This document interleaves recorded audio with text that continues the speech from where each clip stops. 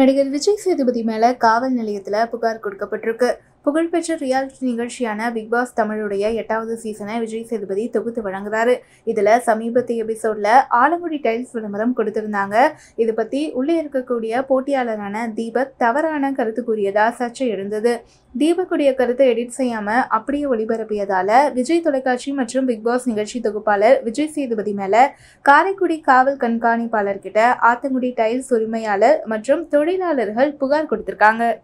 என்னோட பேர் வந்து அலெக்ஸ். என்னோட பேரு நாங்கள் ஆத்தங்குடி டைல்ஸ் தயாரிப்பாளர். நாங்கள் சிவகங்கை மாவட்டத்தில் ஒரு சிறப்பு மிக்க பகுதி எங்களுடைய பகுதி ஆத்தங்குடி பகுதி.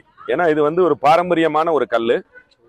அங்கேருந்து அந்த உள்ள மண்ணில் இது செய்யக்கூடிய டைல்ஸ். இது ஆத்தங்குடி டைல்ஸுங்கிறது இது ரொம்ப பேரும் புகழும் இன்னைக்கு நல்லா வந்துருச்சு.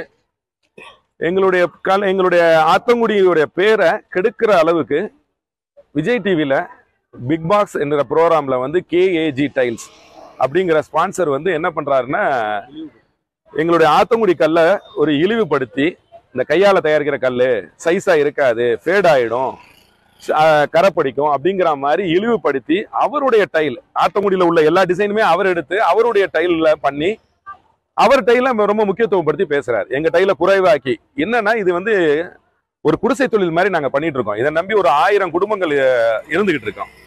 இதை எங்க டைல அவர் குறைவாக்கி அவர் டைல ரொம்ப உயர்வா பேசி விலையும் கம்மி பண்ணி மார்க்கெட்டிங் பண்றாரு. இதுல வந்து விஜய் டிவியோட நிர்வாகமும் அதை தொகுத்து வழங்குறவங்க எல்லாருமே அதுக்கு சப்போர்ட் பண்ணி பண்றாங்க. இதை வன்மையா கண்டிச்சு நாங்க துணை கண்காணிப்பாளரிடம் மனு கொடுத்துருக்கோம்.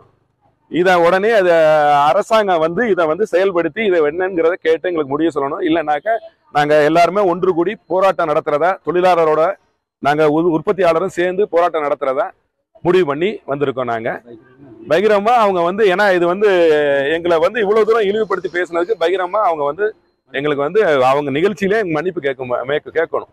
அதுக்காக நாங்க இது உடனே எங்களை அரசு வந்து இதை உடனே செவிசாய்த்து இதுக்கு உடனே ஸ்டெப் எடுக்கும்படி கேட்டுக்கொள்கிறோம்.